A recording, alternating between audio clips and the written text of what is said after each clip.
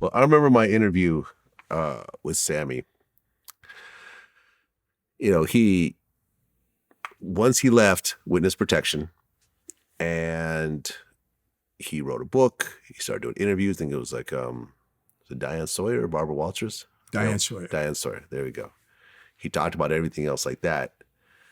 And it wasn't until he did this one interview in a newspaper where he said that he actually became friendly with some of the federal agents that were assigned to him and were involved in this case. And he actually considers them his friends at this point.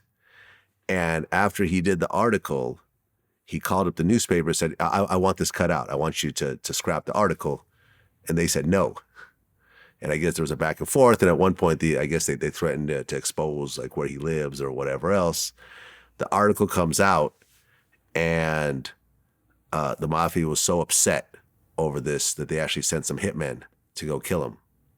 I guess 4 guys were sent to Arizona to go find him.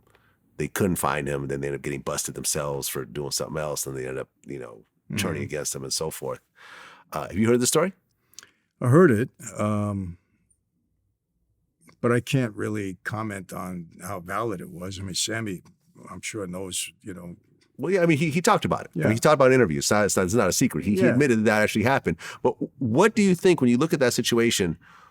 Why is this such a big deal for an ex-mafia guy to say that he's friends with the feds? I've said it. Yeah, you've said it. Yeah. I mean, I have a lot of friends in law enforcement now. I'm not sharing information. We're not doing anything other than that we're friends, Listen, guys on the street, they have to say they frown upon it. What are they going to say? Oh, great, it's wonderful. We love that. But that doesn't automatically mean you're putting people in trouble. I mean, the second in command of Beverly Hills Police Department is a dear friend of mine. He's now the head of, he's chief of police at UCLA. Very good friend of mine.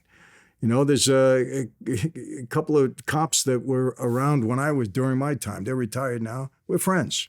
I have a lot of friends in law enforcement. But what does that mean? Listen, some guys on the street during our time, you gotta understand, we had 750 made guys, comprised all 5 families.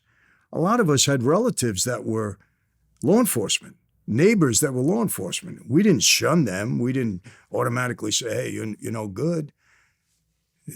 Maybe we didn't get in trouble as a result of that, but we had friends even during our time in that life. Mm-hmm. Were you paying off the cops at one point? Some of them, yeah. Give me an example of a cop payoff. We had a gambling spot. We paid them off to leave us alone. And how would you give them the money? Cash. Just show up and be like... Yeah, giving them an envelope, cash. Okay. How often did they get caught? Never got caught. Never got caught. No. What was the most you've ever paid a single cop? $10,000. I mean, in terms of like total, that's just one payoff. I'm talking about. Did you pay them? Can you imagine? I mean, can you remember like a cop that you've paid hundreds of thousands of dollars to over time? No. Didn't need to. No. Tens of thousands though. Yeah, I would say yeah. On a regular basis, if we had a game that they were leaving us alone on. A couple of different situations like that, but not millions for sure. No. Okay. And nothing that was so damaging to the public that, we weren't paying them off to keep quiet on hits. At least I wasn't. Maybe some guys were. I wasn't.